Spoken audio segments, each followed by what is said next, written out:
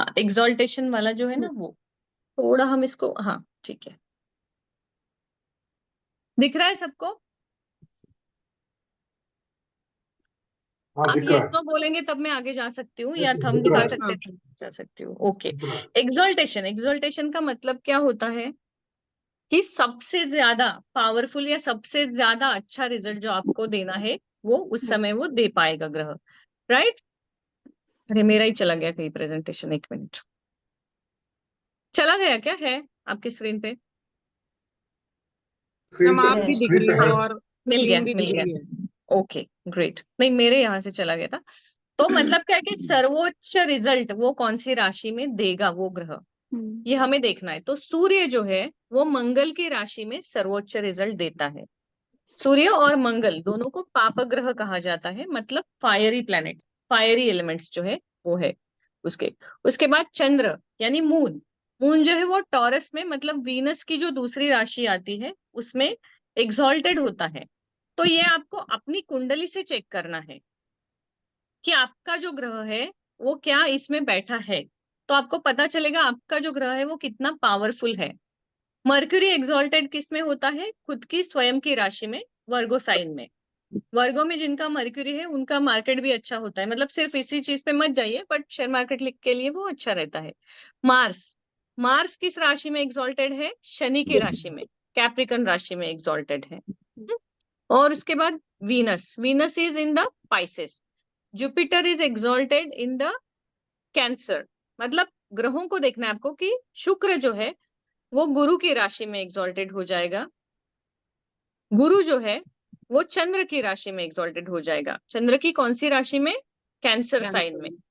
हाँ, और सैटर्न जो है वो लिब्रा में एग्जॉल्टेड होगा। मतलब लिब्रा में अगर किसी का शनि है, फॉर एग्जाम्पल अगर आप कोई कुंडली देखते हो उसमें अगर आप बोलोगे कि मेरा शनि जो है वो 6th हाउस में बैठा है, तो हम क्या कहेंगे कि वो लोन वगैरह से रिलेटेड प्रॉब्लम देगा या आपको जॉब में प्रॉब्लम देगा।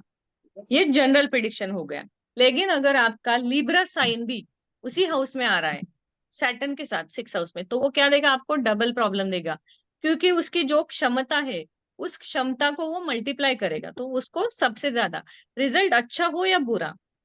एक बेसिक रूल हमेशा याद रखना है कि एग्जॉल्टेड का मतलब ये नहीं होता है कि वो ग्रह अच्छे ही रिजल्ट देगा। एग्जॉल्टेड का मतलब है कि वो ग्रह जो देने के काबिल है वो सबसे ज्यादा देगा, चाहे वो अच्छा हो या बुरा हो। जैसे क्लास में दो टाइप के बच्चे हैं, जो बदमाश बच्चा है वो अगर स्ट्रांग है, पावरफुल है, तो वो मस्ती ही ज्यादा करेगा, इसका मतलब नहीं कि वो पढ़ाई करेगा। इस प्रकार से हमें इनको देखना है कि वो एग्जॉल्टेड है, मतलब they are very powerful to show what exactly they are doing. Okay. Pluto, Neptune, Uranus को हम उतना ज्यादा in the beginning basic astrology में नहीं देखते हैं, उनको बहुत नवमांश और एडवांस के बाद देखा जाता है, लेकिन उनके रिजल्ट कुंडली में पाए गए हैं। इसके बाद हम देखेंगे डेबिलिशन। डेबिलिटेशन मतलब क्या है कि उसकी जो क्षमता है वो बहुत कम हो जाती है उस राशि में, वो अपने जो नैसर्गिक रिजल्ट है वो नहीं दे पाता है। तो सूर्य जो है वो तुला राशि में जो है वो डेबिलिटेड है। चंद्र जो है वो स्कॉर्पियो साइन में है। मर्क्यूरी गुरु की राशि में जो है वो डेबिलिटेड आता है। Mars is in the cancer, तो चंद्र की राशि में मंगल जो है वो डेबिलिटेड हो जाता है। शुक्र जो है वो बुध की राशि में वर्गो में डेबिलिटेड हो जाता है। जुपिटर इज इन कैप्रिकन, अगर कैप्रिकन में आपका जुपिटर है तो हमने देखा था कि जुपिटर क्या है? अध्ययन करवाता है हमसे, मतलब क्षमताएं बढ़ाता है, वजन बढ़ाता है। लेकिन अगर वो कैप्रिकन में है तो वो आपको स्ट्रेस देगा, आपको चीजें याद नहीं रहेंगी, स्टडी करोगे तो नोट्स टाइम पे नहीं मिलेंगे, डिले हो जाएंगे, क्योंकि वो शनि की राशि आती है और शनि की वो नीच की राशि है, ये हमेशा याद रखिए। शनि अपनी स्वयं की राशि में भी नीच के रिजल्ट देता है, कुंभ राशि में वो अच्छे रिजल्ट देता है। उसके बाद है सैटर्न, सैटर्न इन एरिस। तो शनि जो है वो मंगल की राशि में यानी एरिस में आपको अच्छे रिजल्ट देगा। अब हम देखते हैं कंबस्टन। कंबस्टन का मतलब क्या है? हाँ, एक मिनट, ठीक है। तो combustion is the term of combustion is use to indicate the proximity of the planet which is near sun. मतलब सूर्य से वो प्लैनेट कितना पास में है, ये हम उस पर निर्भर करते हैं। अब सूर्य से सबसे पास में दो ही प्लैनेट है, आपको पता है, बुध, Mercury and Venus. Mercury and Venus, these two are very close. इसलिए आप अगर कुंडली देखोगे ना किसी की भी, बहुत ज्यादा कुंडलियों में आप पाओगे कि सूर्य के साथ ही या तो मर्क्यूरी होता है या वीनस होता है। अगर मर्क्यूरी होता है उसे बुधादित्य योग कहा जाता है, लेकिन उसके डिग्रीज भी देखने होते हैं, क्योंकि सूर्य के साथ सबसे पहली क्या चीज होती है, सूर्य जो है वो फायरी प्लेनेट है, सबसे ज्यादा अधिक ऊर्जा उसके साथ है, तो जो भी उसकी कक्षा में जाएगा वो जल जाएगा। जो भी सूर्य के सबसे पास जाता है वो जल जाएगा। मतलब मरक्यूरी कितना भी अच्छा हो, सूर्य के अगर पास में है तो उसके जो नैसर्गिक गुण है वो जीरो हो जाएंगे। वीनस के साथ सेम, कि वीनस आपका बहुत अच्छा है, सब ठीक है, लेकिन वो कंबस्ट है। कंबस्ट मतलब क्या है कि वो सूर्य के पास है, तो वो सूर्य के पास होकर भी, अच्छी राशि में होकर भी, और डेबिलिटेड ये एक्सॉल्टेड होकर भी उतने अच्छे रिजल्ट नहीं दे पाएगा, क्योंकि सूर्य के साथ उसका कारकत्व जो है वो जल गया है। दैट इज व्हाट कंबस्टन, मतलब मृत अवस्था में चला जाना, सूर्य उसको जला देता है।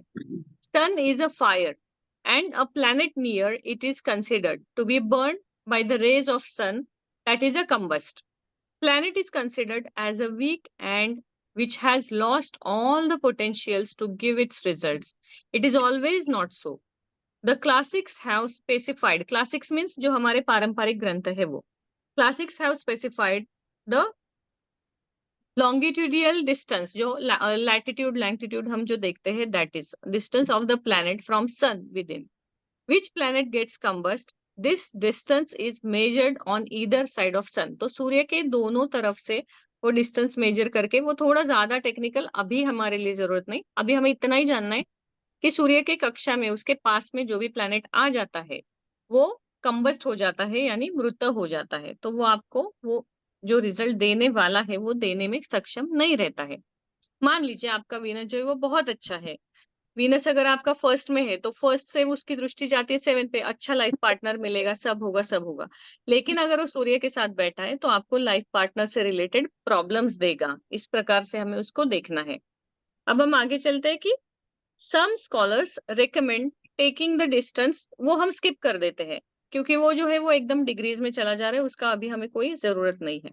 राहु और केतु जो है वो कभी भी कंबस नहीं होते हैं, but they are always retro. Retro मतलब वक्री होते हैं, वो हमेशा ही उल्टी दिशा में चलते हैं, वो एक घर आगे नहीं जाते, एक घर पीछे आते हैं, ऐसे उन्हें देखा जाता है। When the planet is beyond the range of combustion but in the same sign with the sun, it is not taken as a combust. मतलब सूर्य और बुध दोनों एक ही राशि में है, लेकिन वो डिग्री से दूर है, तो उसे कंबस्ट नहीं माना जाता है। तो हमने क्या देखा, भाव में सेम है और सेम राशि में है, इन दोनों तरीके से हमें उसको देखना है।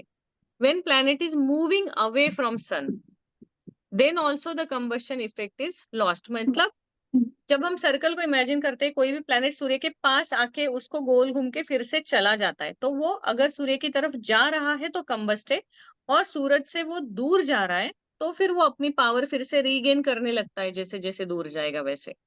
When the planet is moving towards sun, the effect of combustion is more, जो मैंने अभी आपको बताया ऑलरेडी हिंदी में। The lordship of sun is important when sun is the lord of third, sixth, eighth or 12th house. Then the combustion is more harmful. मतलब 3, 6, 8, 12 इन घरों में, इन भाव में अगर सूर्य है तो वहां पे कंबस्टन के रिजल्ट बढ़ते हैं। अब आप लोग मुझे बताओगे 3, 6, 8, 12 जो है वो कौन से घर है, उससे हम क्या देखते हैं? सिर्फ प्रवचन नहीं होगा, क्वेश्चंस भी आएंगे।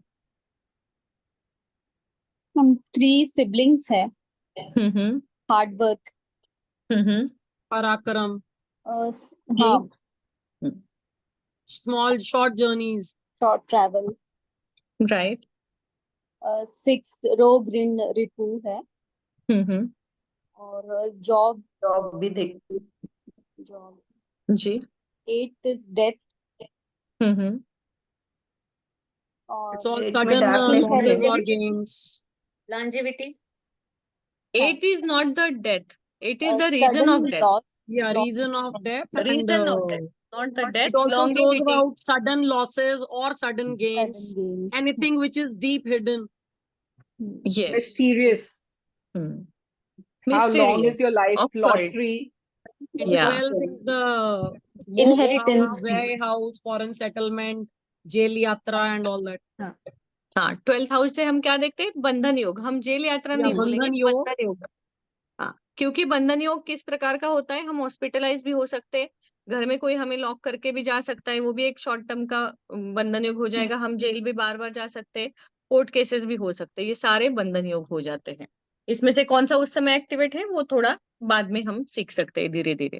फिलहाल हमें उस घर से जो ये रिजल्ट है, अगर सूर्य वहां पे है तो वो क्या करता है, इन रिजल्ट्स को एनहांस करता है, मतलब वो इसके ज्यादा से ज्यादा रिजल्ट देगा। जैसे कि 6th हाउस में सूर्य है, तो आपको जॉब के लिए बार बार लोन, जॉब में आप सेटिस्फाई नहीं रहोगे, बार बार लोन लेने पड़ेंगे, आप उस सर्कल में अटकोगे, इसको ऐसे देखना है। सूर्य अगर अष्टम भाव में जाता है 8th हाउस में, तो 8th हाउस जो है वो काल पुरुष कुंडली में शनि का स्वगृह माना जाता है। तो शनि का वो क्या हो गया, तो वहां सूर्य अपना कारकत्व नहीं दिखा पाएगा, वो उसका फ्रेंडली प्लेनेट का हाउस नहीं है। नहीं। हाँ, now a combust planet does not hamper the results of placement. The relationship of lordship gives problems like health issues or problem to relation or the problem from relation. कोई भी relationship और health issue के problem उससे ज्यादा आ सकते हैं। For example, if Mars is combusted and the lord of the 11th house, आप थोड़ा ऊपर चले गए, ओके हाँ, and if the lord of the 11th house, then the Mars will give problems to elder brother. अगर आपका Mars combust है, मतलब मृत अवस्था में है और 11वें घर में है, तो 11वें घर से हम बड़ा भाई देखते हैं, फ्रेंड्स दिखते हैं, बड़ी सिस्टर देखते हैं, और लाभ स्थान भी, मतलब आने वाली हर चीज का फायदा वहां से देखते हैं, और लेग्स से रिलेटेड जो प्रॉब्लम है वो भी वहां से देखते हैं। तो ये सारे जो कैरेक्टरिस्टिक्स है ना, उससे रिलेटेड प्रॉब्लम वो हमें देगा, मतलब उस सारे कैरेक्टरिस्टिक्स से रिलेटेड नुकसान कराएगा। Combination of Mercury and sun is called Budhaditya yoga, जो मैंने अभी पहले थोड़ी देर पहले बोला था कि वो दोनों साथ में आते, तो बुधादित्य योग उसे कहा जाता है। दैट मीन्स उस पर्टिकुलर टाइम जोन में आपके पास पैसा जो है वो सडन गेन हो जाएगा, चाहे कम अमाउंट हो ज्यादा हो, बट आपको मटेरियलिस्टिक गेन हो जाएगा उस समय में।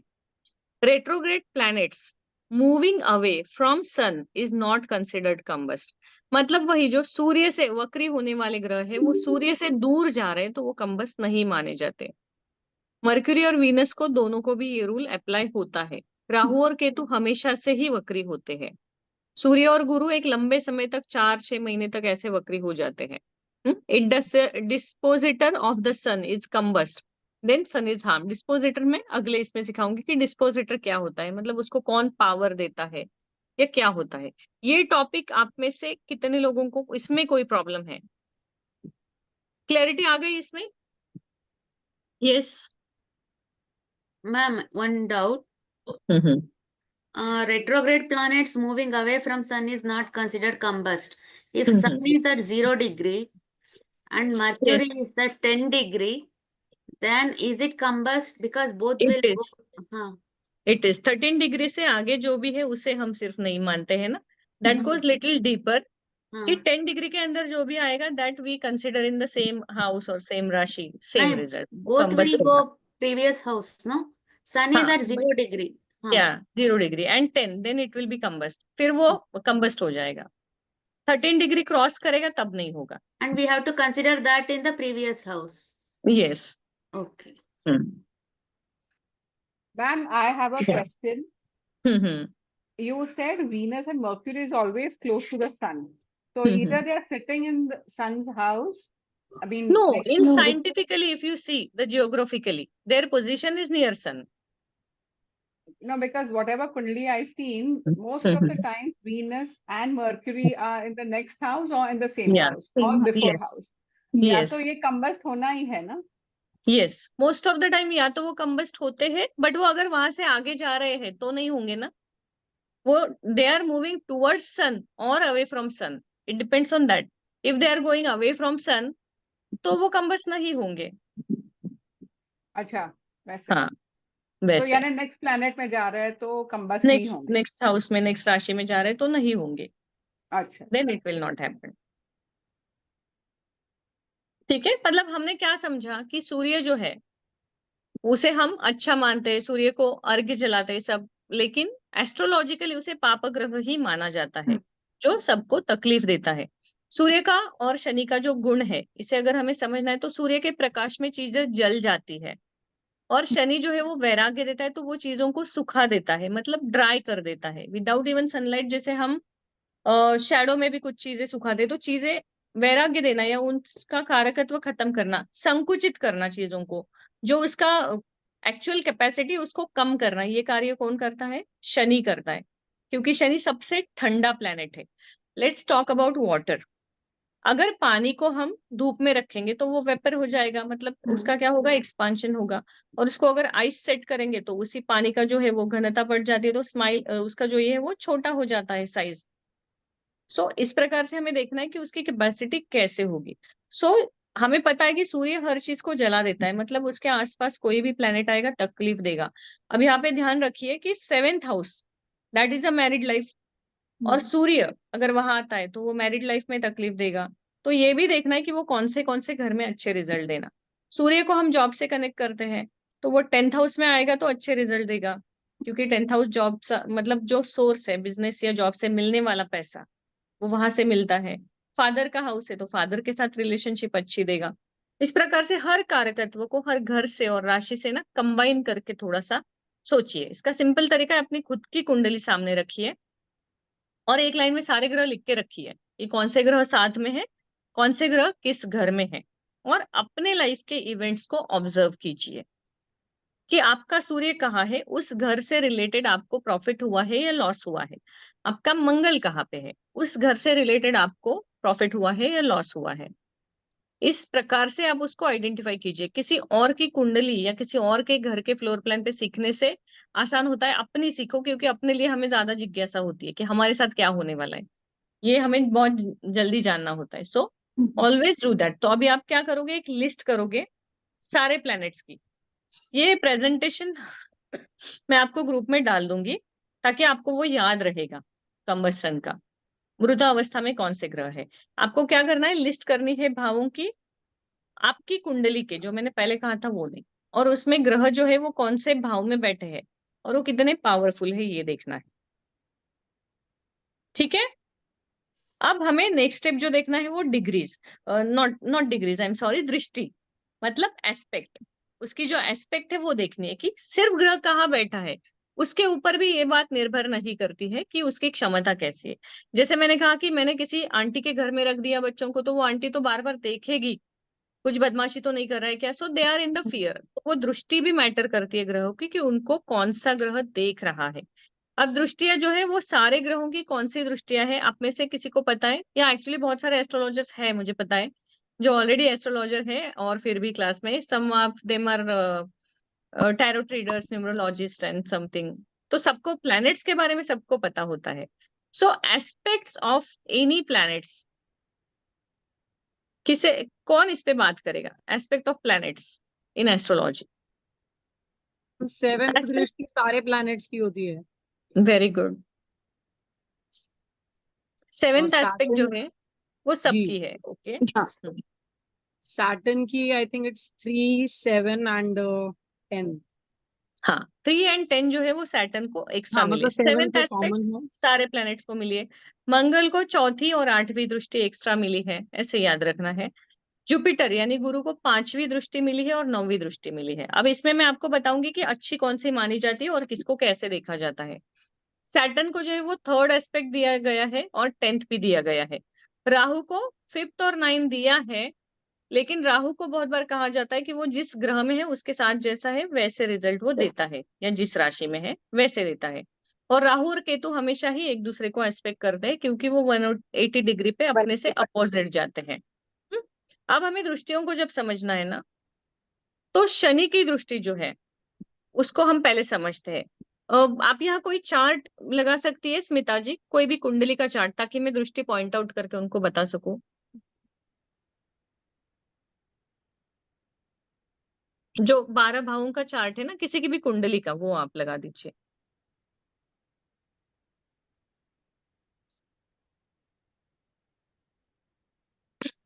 हाँ। अब यहाँ आप देखिए कि हमने 7th एस्पेक्ट जो देखी, अगर हमें दृष्टियां काउंट करनी है तो कैसे करनी है। हम ग्रह जो है जिस घर में बैठा है उस घर को भी काउंट करेंगे। यूजुअली हम क्या करते हैं? नेक्स्ट घर को काउंट करते हैं। मान लीजिए जुपिटर जो है वो हमारा 9th हाउस में बैठा है, तो हम 9th को भी काउंट करेंगे, 9, 10, 11, मतलब उसकी दृष्टियां हम ऐसे 9 से लेके काउंट करेंगे आगे। तो उसकी चौथी दृष्टि जो है, 5वीं दृष्टि, वो कहाँ आ रही है? First 1, house. 2, 3, 4, 5 शुक्र के ऊपर आ रही है, फर्स्ट हाउस में। समझ में आया आपको? मतलब जिस Yes. हाउस में प्लैनेट है उसको भी आपको काउंट करना है। अब चंद्र को कौन सी दृष्टि है? 7th. 7th aspect. और चंद्र से 7th आप कौन सा घर है बताइए? 10th. 10th हाउस आ गया चंद्र से हाँ। 7th। ओके, इस प्रकार से आपको दृष्टियां देखनी है। अब वीनस, मैंने वही एग्जांपल दिया था, वही कुंडली आ गई कि फर्स्ट हाउस में वीनस होगा तो ब्यूटीफुल वाइफ या ब्यूटीफुल लाइफ पार्टनर मिलेगा। आप किसकी कुंडली है ये? मैम मतलब आपकी किसी मेरी. की? अच्छा, तो आपके लाइफ पार्टनर के बारे में ये कुंडली फिर बताती है। Okay, sorry, I will not go in depth then. हाँ. बट वीनस जो है, मतलब देखिए आप, तो वीनस की सप्तम में कहाँ आ गई? वो मंगल के ऊपर दृष्टि आ गई। हाँ. मंगल की वीनस के ऊपर 7th आ गई। अब आप हटा दीजिए कुंडली को। हाँ, अब मैं आपको ना 2 टेक्निक समझाती हूँ। शनि की बस आप याद रखिए कि शनि की तीसरी और 10वीं दृष्टि होती है। ओके, तो शनि की दृष्टि को हम ज्यादा महत्व क्यों देते हैं? शनि कर्मों का कारक है, और क्लासिक्स में जब हम सीखते हैं, मतलब ग्रंथों में हम सीखते हैं, तो शनि की तीसरी दृष्टि मतलब थर्ड हाउस, तो आप ऐसे क्रॉस में किसी को देखते हो तो हम क्या बोलते हैं? तिरछी नजर से क्या देख रहा है, सो दैट इज वक्री। तो शनि की तीसरी दृष्टि जो है ना, वो सबसे घातक मानी जाती है, कि जिस भी घर पे शनि की तीसरी दृष्टि आएगी उससे आपको ज्यादा से ज्यादा ऑब्स्टेकल्स आएंगे। शनि जहां बैठे हैं उससे भी ज्यादा प्रॉब्लम वो थर्ड हाउस पे देंगे। ओके, तो आपकी कुंडली में शनि से तीसरी दृष्टि कहाँ पे है ना, उस घर से आपको ज्यादा केयरफुल रहना है। और एक रेमेडी में मैं यहाँ पे आपको आसान से सिखाऊंगी, 10th हाउस, 10th एस्पेक्ट से रिलेटेड जो है वो। शनि की 10th एस्पेक्ट जहां पे भी आती है, उस घर से रिलेटेड आपका पास्ट लाइफ में जो है अनफुलफिल कर्मा पेंडिंग रहता है, इसलिए आपका सैटर्न उस हाउस में आया है। तो अगर आपके, मान लीजिए कि सप्तम में शनि है, फॉर एग्जाम्पल किसी के, तो सप्तम में शनि है तो उसकी 10th एस्पेक्ट कौन से घर में आएगी? 4th हाउस में आएगी। Yes. मतलब जिस भी व्यक्ति का सप्तम में शनि है, उन सबका 4th हाउस से रिलेटेड पिछले जन्म में कुछ ना कुछ अनफुलफिल कर्मा है, जिसको फिर से सर्व करने के लिए उन्होंने जन्म लिया है। अब अगर 7th हाउस के कारकत्व देखें तो मैरिड लाइफ है, तो सप्तम का शनि मैरिड लाइफ में सबसे पहले प्रॉब्लम देगा। पार्टनरशिप है उसमें प्रॉब्लम देगा। जब आपको ये प्रॉब्लम्स आ रही है ना, तो आप कुछ और रेमेडी करने से पहले 4th हाउस की रेमेडी करेंगे। शनि की रेमेडी करने से पहले आप 4th हाउस की करेंगे, क्योंकि सैटर्न ने आपको वो अनफुलफिल कर्मा लेके, मतलब रिस्पॉन्सिबिलिटी लेके जन्म दिया है। तो 4th हाउस से रिलेटेड आपके कर्म क्या क्या हो सकते हैं? मदर को टेक केयर करना, रिस्पेक्ट करना, हम्म। फैमिली को टेक केयर करना, बिकॉज इट रिप्रेजेंट्स तुम्हारा फिर जो वहां पे, मतलब इट शोज ऑल योर सुख समृद्धि एंड हाँ, एवरीथिंग। तो तो मतलब वो सबका, रिस्पॉन्सिबिलिटीज अपना लेना, या इमूवेबल प्रॉपर्टी वगैरह भी जैसे देखते हैं। अब मैं आपको सिखाती हूँ कि ये कैसे काम करता है। आपको हम ये एक पता क्वेश्चन चल पूछूं जाता है। पहले, एक हाँ। क्वेश्चन पूछूं। हम्म। अगर जैसे अभी जैसे 10th या 3rd दृष्टि कहीं पे आ रही है, और उसके ऊपर ही किसी गुड ग्रह की भी, जैसे जुपिटर है, उसकी भी दृष्टि आ रही है, तो दिस इज सिद्धांत। जब हम सिद्धांत से सीखते हैं ना, तो शनि की 10th एस्पेक्ट, इसके बाद वहां पे किसकी दृष्टि आए, कौन देखा है, कौन और बैठा है, कोई फर्क नहीं पड़ता। सिद्धांत मतलब वन लाइन रूल, ऐसा मतलब ऐसा ही होगा। ओके। हाँ, नहीं, तो जैसे आप उसमें बोल रहे हो चेंजेस नहीं सबका होते। 7th दृष्टि भी होता है, हाँ, सबका होता है जब, लेकिन हम बट सिद्धांत दिस से ओवर सीखते हैं रूल्स ना। दैट अगर सपोज जुपिटर का दृष्टि वहां आ रहा है, वो भी आ रहा है वहां पे, और शनि का भी आ रहा है 10th या 3rd, तो this will overrule that. This will overrule because we are learning सिद्धांत। सिद्धांत का मतलब ही ये है, 2 + 2 4 है, तो वो 4 ही रहेगा किसी भी सिचुएशन में। 3 + 1 हुआ तो भी 4 रहेगा, 4 + 0 हुआ तो भी 4 रहेगा, मतलब कुछ भी सिचुएशन हो उसका आंसर वही आएगा। तो सिद्धांत का मतलब ये है कि कुछ भी हो जाए, सारे ग्रह एक जगह आए, लेकिन ये दृष्टि यहाँ आ रही है तो यही आपको रिजल्ट आएगा। So you तो give ये priority थोड़ा, to हाँ, शनि को हाँ, प्रायोरिटी देनी चाहिए। नहीं, हमने शनि का एग्जाम्पल लिया है अभी यहाँ पे, ऐसे हर ग्रह को, बट शनि की 10th एस्पेक्ट, क्योंकि 10th सिर्फ उसी को है ना, तो मैं आपको रेमेडी समझा रही हूँ। अच्छा अच्छा, वैसे। हाँ, तो जैसे 7 में आपका सैटर्न आया फॉर एग्जाम्पल, तो उसके 4th पे आ गई 10th एस्पेक्ट। मतलब जब आप अपने माता का घर, उससे रिलेटेड कोई प्रॉब्लम है उसको ठीक करोगे, तब आपकी अपनी मैरिड लाइफ ठीक होगी। अब मजेदार बात यार ऐसी हो जाती है ना कि ऐसे सिचुएशन में शनि या तो आपको माता ही नहीं देगा, Yes. या तो स्टेप मदर होगी, या तो आपकी मम्मी आपसे बात करना ही बंद करेगी, या सारी प्रॉपर्टी छोटे बच्चे के या किसी और के नाम कर देगी, because it is not easy to serve karma. तो यहाँ आपको करना क्या है कि वो कैसा भी बिहेव करे, आपको अच्छा बिहेव करना है आपको। फिर यहाँ पे हमारे नैतिक मूल्य है ना, शनि हमेशा झुकना सिखाता है, कॉम्प्रोमाइज सिखाता है, एथिक्स साइड में रख के कॉम्प्रोमाइज करना वो आपको सिखाता है कि आपको एथिकली ही जीना है, आपको चीटिंग नहीं करनी है, लेकिन जो आपका ईगो है उसको साइड में रखना है। अब लॉजिकली आप देखो कि आपकी मम्मी ने आपकी प्रॉपर्टी पूरी की पूरी छोटे भाई को दी, आप क्या बोलोगे? मेरा 50% हक है तो मुझे चाहिए ही ना, मैं गलत नहीं मांग रहा हूँ, I am doing right thing, but I have done in past life something wrong, that's why I have to give it willingly now. तो वहां हम झगड़ा करेंगे तो हमारी मैरिड लाइफ बिगड़ जाती है, ऐसी चीजें हो जाती है। तो जिस भी घर से 10th हाउस का कर्म आपका आता है, जैसे सेकंड हाउस है, सेकंड में अगर शनि आता है तो उसकी 10th एस्पेक्ट कहाँ पे आती है? 11th. 11th house. मतलब कहाँ आई? लाभ स्थान में आई।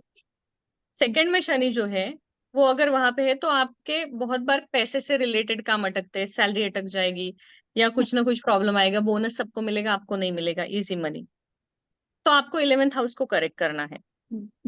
11th house is friends, Related benefits, circle. Relatives, Elder brother, ये Elder सारी brother चीजें हम circle। 11th से देखते हैं। एल्डर सिबलिंग्स, तो उसी समय आपके एल्डर सिबलिंग आपसे बात करना ही बंद कर देंगे, कुछ ना कुछ झगड़ा करेंगे, रिलेशन, आप बोलोगे मेरे से कोई गलती नहीं हुई, फिर भी वो लोग बात नहीं कर रहे, ऐसे सिचुएशंस आते हैं, उसमें आपको कॉम्प्रोमाइज सीखना होता है। बट जब शनि सेकंड हाउस में आता है ना, second house is liquid cash and Saturn delays but it gives, तो आपको सबसे ज्यादा पैसा देता है। सेकंड हाउस का शनि सबसे ज्यादा पैसा देता है, और उसमें अगर आप 11th हाउस को ठीक करोगे करेक्ट, तो फिर बहुत ज्यादा शनि आपको हर चीज बहुत देगा सिवाय मैरिड लाइफ के, उसमें वो दिक्कत देगा, क्योंकि वो रिलेशंस तोड़ देता है। कोई भी रिलेशनशिप हो, जैसे मदर से रिलेशनशिप है, 7:30 के टाइम पे हम देखते हैं बहुत से लोग छोड़ के चले जाते हैं हमें, कोई हमसे ज्यादा बात नहीं करता है, मिलते नहीं, दोस्त जाते, क्यों?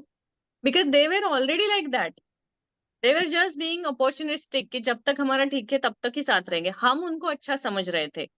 तो शनि उनको तोड़ता नहीं है हमसे, शनि हमको बताता है कि तुम अपना मिरर देखो, कि ये सिर्फ अब ऐसे नहीं है, ये हमेशा ऐसे थे।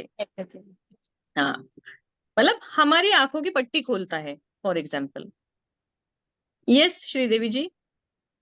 Ma'am, अगर Saturn is in third house, then we have to do the remedy for 12th house. What it is? We related to what? Like Then traveling. it is traveling, but it is again jail, bandhan yog and all. So you can do some activities for these people, for prisoners or something. Okay. Some work. Results आएंगे ये normally either in the महादशा और the अंतरदशा, मतलब उस planet का, जैसे Saturn का है। नहीं, सैटर्न तो for that कर्मा का matter- प्लैनेट है ना, इट्स फॉर एनी टाइम आपको लगता है कि आपकी लाइफ में कोई काम अटक गया है, अच्छा, तब आपको वो करना है। There is no time frame. जैसे आपका सेकंड में है और आपका सैलरी से रिलेटेड, पैसे से रिलेटेड प्रॉब्लम है 7th में और मैरिड लाइफ में, जब आपको प्रॉब्लम ट्रिगर हुआ उस समय वो करना है। But it is always better कि हमेशा ही करते रहो, क्योंकि शनि इंस्टेंट रिजल्ट नहीं देता है, धीरे धीरे देता है। सो सिंपल सी बात है, सैटर्न से 10th हाउस है ना, उससे रिलेटेड गलती होने ही नहीं देनी है, चाहे जरूरत हो ना हो, कि फ्यूचर में भी कोई काम बिगड़ेगा नहीं। कर्मों के फल वो सबसे ज्यादा देता है। जुपिटर, जुपिटर की 5th एस्पेक्ट जो है वो अच्छी मानी जाती है, वो आपको प्रोग्रेस, जुपिटर जहां भी देखता है वहां वो प्रोस्पेरिटी देता है, एक्सपांशन देखता है, और जहां वो बैठा है उस स्थान के, उस भाव के जो कैरेक्टरिस्टिक्स है उसको खत्म करता है। फॉर एग्जाम्पल दिया, हम दिया लगाते हैं तो पूरे रूम में प्रकाश हो जाएगा, लेकिन दिए के नीचे अंधेरा ही रहता है क्योंकि उसका शैडो रहता है। इसी प्रकार जुपिटर जिस घर में बैठा है ना, उस घर से रिलेटेड प्रॉब्लम वो आपको देगा। और मैम अपने ही घर में बैठा है या अपनी ही राशि में बैठा है तो वो प्रॉब्लम देगा। जिस घर अच्छा। में बैठा है उस घर से प्रॉब्लम वो देगा ही देगा। लेकिन उसकी दृष्टि जहां पे आ रही है ना, दोनों जगह वो प्रॉस्पेरिटी देगा या उससे रिलेटेड प्रोग्रेस देगा। वो हाँ जुपिटर वही का मैं अभी अपना पूछ गुण। रही थी कि जैसे आपने बोला ना कि वो देगा, बट अगर वहीं पे शनि की भी दृष्टि आ रही है तो शनि विल ओवर रूल। कुछ भी नहीं, नहीं। जुपिटर जहां बैठा है उस स्थान से रिलेटेड वो आपको कोई ना कोई प्रॉब्लम जरूर देगा, किसी की दृष्टि आए नहीं नहीं आए। नहीं, जैसे आपने बोला ना जिधर वो दृष्टि जा रही है उधर वो गुड रिजल्ट्स देगा, हाँ, लेकिन उसी घर में जहां उसकी 7th दृष्टि है उधर ही अगर शनि का कोई दृष्टि है। वहां उसकी 7 दृष्टि कैसे आएगी जुपिटर की? वहां तो वो बैठा है ना उस घर में, वहां तो दृष्टि ही नहीं आएगी। मतलब अगर शनि का सपोज शनि जिधर है ही नहीं, अभी सिर्फ जुपिटर। अभी नहीं बाकी ग्रह मैं वो कहीं पे भी दोनों हो। का पूछ रही हूँ कि भाई अगर एक हाउस हम है जहाँ पे शनि का 7th 3rd या आप 10th पहले दृष्टि आ सुनिए, रहा है आप पहले और मुझे जुपिटर सुनिए। का 7th दृष्टि आ रही है जी। जब हम सिद्धांत सीखते हैं ना, हम सिर्फ उस पॉइंट को सीखते हैं, बाकी कुछ भी सिचुएशन हो उसको हम देखते नहीं है, क्योंकि सिद्धांत उतने रिजल्ट 100% देता है। तो दूसरे प्लेनेट को कंसिडर ही नहीं करना है जब हम सिद्धांत देखते हैं, एक ही प्लेनेट को कंसिडर करना है। हाँ, जब हम जुपिटर बैठा है जिस घर में, वो बाकी के प्लैनेट किसी की भी कहीं पे भी दृष्टि हो, कुछ भी हो, वो उस घर से रिलेटेड प्रॉब्लम देगा ही देगा। ये सिद्धांत है कि जिस ग्रह को पकड़ा है उसी से रिलेटेड रिजल्ट आएगा। ऐसे हमें इसको सीखना है। और जुपिटर जहां देख रहा है वहां और कोई ग्रह देखे नहीं देखे, जुपिटर अपना काम करेगा। जैसे किसी मैनेजर को डिपार्टमेंट में जो इंचार्ज किया है, बाकी लोग काम चोरी करे नहीं करे, वो अपना काम परफेक्ट करके चला जाएगा। दैट वे, दैट इज सिद्धांत कि जिसको जो डिपार्टमेंट मिला है ना, उस डिपार्टमेंट का रोल वो 100% करके जाएगा। तो जुपिटर जहां भी देखेगा ना वहां पे प्रोग्रेस करेगा। इसलिए जुपिटर का एस्पेक्ट हमेशा देख के आप अपने वेट गेन को भी कर सकते हो कि उसकी जहां पे दृष्टि पड़ रही है ना ट्रांजिट में, उस बॉडी पार्ट में आपका वेट बढ़ेगा। अपर बॉडी में बढ़ेगा, लोअर बॉडी में बढ़ेगा, थाइस पे बढ़ेगा। यू कैन चेक जुपिटर का एस्पेक्ट इस मोमेंट ट्रांजिट में कहाँ पे है मैं आपके। फिर कब वेट लॉस ट्राई करना चाहिए वो भी पता चलना चाहिए ना कि अभी मेहनत करो तो फायदा है, हाँ, नहीं तो तो फायदा जुपिटर की नहीं है। आपकी दशा नहीं है ना, तो वेट लॉस हो जाएगा। जुपिटर का ट्रांजिट नहीं है, इंटरनल मूवमेंट नहीं है, तो वेट लॉस हो जाएगा। बट अगर जुपिटर ट्रांजिट कर रहा है और वेट बढ़ना है ना, तो वो जहां दृष्टि डाल रहा है उस बॉडी पार्ट पे सबसे पहले वजन ज्यादा बढ़ेगा। हम देखते हैं कुछ लोगों का एकदम बॉडी शेप में सिर्फ हिप्स बहुत बड़े हैं, तो जुपिटर उनका सप्तम अष्टम में होने के चांसेस बहुत ज्यादा होते हैं, क्योंकि वो बॉडी पार्ट, वो भाव जो है वो रूल करता है। 12th भाव में हमने बॉडी पार्ट्स देखे थे उस दिन, तो जिस भी बॉडी पार्ट पे जुपिटर दृष्टि डालेगा वहां पे वेट गेन हो जाएगा। और जिसमें बैठा है अगर वो भी कोई बॉडी पार्ट को रिप्रेजेंट करता है तो नहीं, वो वहां नहीं। बढ़ेगा ही नहीं, वहां नहीं अच्छा बढ़ेगा। ओके। हाँ, वहां तो वो रिजल्ट ही नहीं देगा ना, तो वो अच्छा है। अच्छा मैम तो ये लेकिन वो जुपिटर का कुछ रेमेडी है क्या? किस चीज के लिए? उसके खुद के घर में बैठता है तभी वो no, bad that result is देता हिज नेचुरल रिजल्ट, उसको हम कुछ भी नहीं कर सकते, वो तो उसका नैसर्गिक स्वभाव है। है? अच्छा। हाँ, तो रेमेडीज हम कैसे देखेंगे कि वो किस घर में बैठा है, उस घर से रिलेटेड प्रॉब्लम है, तो फिर उसमें हम देखेंगे वहां राशि कौन सी है, फिर वो रेमेडीज की बात हम करेंगे। फॉर एग्जाम्पल, अगर 7th हाउस में जुपिटर आपके है, तो आपको 7th हाउस मतलब मैरिड लाइफ से प्रॉब्लम देगा। वो क्या प्रॉब्लम देगा? आपके ससुराल वालों से आप पे एलिगेशंस वगैरह आएंगे, बिकॉज जुपिटर की दृष्टि कहाँ जा रही है? 1st हाउस पे जा रही है, लाइफ पार्टनर के ऊपर, और बैठा है सप्तम में, मैरिड लाइफ में बैठा है और लाइफ पार्टनर के ऊपर दृष्टि है। तो लाइफ पार्टनर के जो भी रिलेटिव है और पार्टनर, वो सब लोग एनिमी बन जाएंगे। तो उसके लिए रेमेडीज जो है वो सिंपल, की गुरु तत्व को बढ़ाना है, चने की दाल का जो है वो डोनेशन ब्राह्मण को करना है, गाय को चने की दाल खिलानी है, बनाना थर्सडे के दिन नहीं खाने हैं, बनाना ट्री को थर्सडे के दिन वर्शिप करना है, येलो कलर थर्सडे को पहनना है, ये सारी चीजें आप कर सकते हो। ठीक है, तो ग्रहों को पकड़ के हम सीखेंगे ना राजदीप जी, आपके समझ में आया कि सिद्धांत हम सीखेंगे ना, फिर हम बाकी कुंडली को नहीं देखते हैं, फिर हम सिर्फ उसी ग्रह को देखते हैं। आया कुछ आया और कुछ थोड़ा कंफ्यूजन है, अभी तो बाद में पूछूंगी। अच्छा। कुछ नहीं, फिर बाकी क्योंकि 9 ग्रह है, उनको हटा ही देना है। जब सिद्धांत आप बृहद पराशर होरा शास्त्र पढ़ोगे, वो सिद्धांत के ऊपर है कि अगर ऐसा है तो ऐसा ही होगा, फिर बाकी जो होना है हो जाए। जैसे कि कोई स्मार्ट बंदा है, क्लासरूम में, तो उसके घर पे पापा बीमार है, कुछ नहीं है, अगर वो एग्जाम देगा तो अच्छे ही मार्क लाएगा, इरिस्पेक्टिव घर में लाइट चला गया, लाइट कट गया या पैसा नहीं है, लेकिन वो मार्क्स अच्छे ही लाएगा। दैट्स हिज ओन क्वालिटी की ऑड अगेंस्ट एवरीथिंग। ऐसे इसको हमें देखना है। तो एस्पेक्ट हमने आज समझे हैं। ये एस्पेक्ट को आपको अपनी कुंडली में देखना है कि आपके ग्रह कहाँ कहाँ एक दूसरे को देख रहे हैं। वो मैं इसीलिए पूछ रही थी, मेरा 9th हाउस में है सैटर्न और Jupiter is in the 5th house, तो शनि की 3rd दृष्टि आती है 11th हाउस में और जुपिटर की 7th आती है 11th हाउस में, तो वो मुझे इसलिए थोड़ा कंफ्यूजन हुआ कि वो मैं आपका कैसे। क्वेश्चन समझ गई। अब मैं आपका क्वेश्चन समझ गई कि आपको पर्सनल कंसर्न हो गया कि दोनों एक ही घर को देख रहे हैं। मतलब वो मेरे को ऐसे आया क्वेश्चन हाँ, कि क्योंकि दोनों एक ही उसपे घर को देख रहे हैं, अब कौन पावरफुल होगा। हाँ तो वो मैं अब आप, हाँ, अब आपको क्या करना है, अब आपको देखना है कि वो स्वयं कितने पावरफुल है, जो पहले हमने सीखा बिगिनिंग में क्लास में कि जुपिटर का कैपेसिटी कितना है और सैटर्न का कैपेसिटी कितना है, वो एक्सॉल्टेड है या डेबिलिटेड है, जो बिगिनिंग में सीखा। तो दोनों में से कौन सा पावरफुल है। वो पता नहीं, वो जुपिटर तो शायद सेल्फ स्व राशि में है। बट कौन सी राशि में है, स्व राशि में। वो 12th राशि में। स्पाइसेस।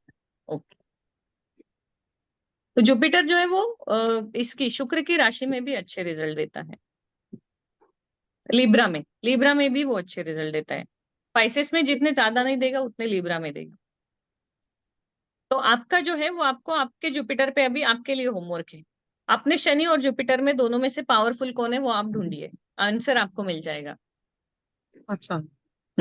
दोनों में से दृष्टि किसके ऊपर कौन सी है, कौन एक्सॉल्टेड है, कंबस्ट है, मृतावस्था में है या जिंदा है, ये आपको ढूंढना है बाकी रूल्स लगा के, then it will be easy.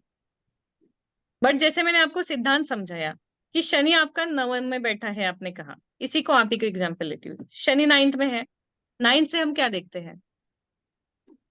9 से हम उस स्पिरिचुअलिटी और हायर गुरु वगैरह, हायर स्टडीज, लाभ। हाँ, भाग्य, और भाग्य स्थान, लॉन्ग ट्रैवल लॉन्ग ट्रैवल, तो स्पिरिचुअलिटी देखते हैं। तो शनि आपका उसमें मन नहीं लगने देगा। और जब तक आपको शनि नवम में है ना, जब तक उसको स्पिरिचुअलिटी का पावर नहीं मिलेगा, चीजें मूव नहीं होंगी। तो आपका जुपिटर पावरफुल हो गया स्वराशि में, तो उसके रिजल्ट अच्छे आएंगे। और शनि की 3rd एस्पेक्ट जो है वो वक्री है, मतलब कोई चीज आपको मिलने वाली है वो मिलेगी, लेकिन उसका पूर्ण सुख मिलने से पहले कुछ ना कुछ प्रॉब्लम आ जाएगी। तो जुपिटर आपको वो चीजें ला के देगा, लेकिन शनि उसका सुख नहीं मिलने देगा। शनि को इतना ज्यादा इंपॉर्टेंस मॉडर्न एस्ट्रोलॉजी या कलयुग में क्यों है, क्योंकि हर ग्रह का एक एक कारकत्व है। शुक्र आपको ग्लैमर देगा, गुरु आपको बुद्धि देगा, बुध आपको यौवन मतलब ब्यूटी देगा, यंग एज देगा। लेकिन ये सारे जो देंगे ना, उसका उपभोग आप ले पाओगे कि नहीं, ये सिर्फ और सिर्फ शनि तय करता है। जैसे शुक्र ने आपको ग्लैमर दिया, बहुत सारा ये दिया, तो शनि डिसाइड करेगा कि आप वो यूज कर पाओगे या नहीं। वीनस आपको जो पैसा लाके दे रहा है वो शनि कहीं एक्सीडेंट्स में कहीं लेके जाएगा। तो बहुत टाइम आप देखते हो कि बहुत ज्यादा किसी फैमिली में पैसा है, लेकिन उनके प्रोग्रेस ही नहीं हो रहा है, क्योंकि उसके 4 गुना ज्यादा प्रॉब्लम्स है। मर्क्यूरी बहुत ही अच्छा है कि आपका हेल्थ बहुत अच्छा है, आप बहुत सुंदर दिखते हो अपने एज से। मर्क्यूरी वाले हमेशा अपने एज से कम दिखते हैं, जितना भी उनका एज है ना, वो हमेशा यंग दिखते हैं। लेकिन शनि डिसाइड करेगा कि उनको क्या है, तो वो उनको सेम टाइम पे स्किन प्रॉब्लम या कुछ तो चीज देगा जो उस चीज को उपभोग नहीं कर पाएंगे। इसीलिए सैटर्न का रेमेडी मैंने आपको दिया 10th हाउस का, कि जो बाकी के सारे ग्रहों के प्रॉब्लम सॉल्व करेगा। गुरु आपको बुद्धि देगा, लेकिन शनि आपको किसी से शेयर नहीं करने देगा। मैं तो जो Saturn सीखती हूँ is बांट दो। Saturn is very powerful. He controls all the chart because हर घर से कर्म जुड़ा हुआ है। ठीक है, समझ में आया आपके। तो नहीं सैटर्न आया को, तो हाँ, नहीं सैटर्न को आए, अभी आपने होमवर्क भाव दिया ना, देना वो चाहिए। करूंगी। We should pray a lot to Saturn, that means. we do not have to pray Saturn. There is a simple way: donations or taking care of orphan, old age, or our own parents. That is the easiest way. सबसे पहले Saturn अगर ठीक कर रहे हैं तो सबसे पहले अपने माता पिता की सेवा करनी है और अपने बच्चों को बहुत डांटना नहीं है। डांट सकते हो जहां वो गलत हो रहे हैं, गलत शब्दों का प्रयोग नहीं करना है। ऐसे नहीं कि उनको छोड़ दो लिबर्टी लेके कुछ भी करो, लेकिन उनको गलत शब्दों का प्रयोग नहीं करना है या उन्हें मारना नहीं है ज्यादा, ऐसी चीजें। ये रेमेडीज है। अगर कोई भूखा है उसको खाना खिलाना है, जितना आप ह्यूमैनिटी के लिए कर सकते हो ना, these all are Saturn's remedies. और जो भी आपसे डाउन है, जिनको भी जरूरत है, सबसे अच्छी सैटर्न की रेमेडी जो है ना, किसी भी गवर्नमेंट हॉस्पिटल में जाओ जहाँ बहुत सारे लोग होते हैं जिनका ट्रीटमेंट है लेकिन उनके पास पैसे नहीं है, किसी की भी हेल्प कर दो क्विकली। उनके ब्लेसिंग से आपका काम जल्दी होने लगता है। और जितने सैटर्न के रेमेडी है, अगर वही रेमेडी सैटर्न के दिन करोगे शनिवार, तो वो और ज्यादा रिजल्ट देंगे किसी और दिन करने से अच्छा है। लेकिन अगर किसी को बहुत जरूरी है कि आज के आज चाहिए, तो उसको शनिवार तक रोकिए मत, वो गलत हो जाएगा कि भाई आज तो मैं दूंगा नहीं, तुम चाहे रात में of the मत जाओ।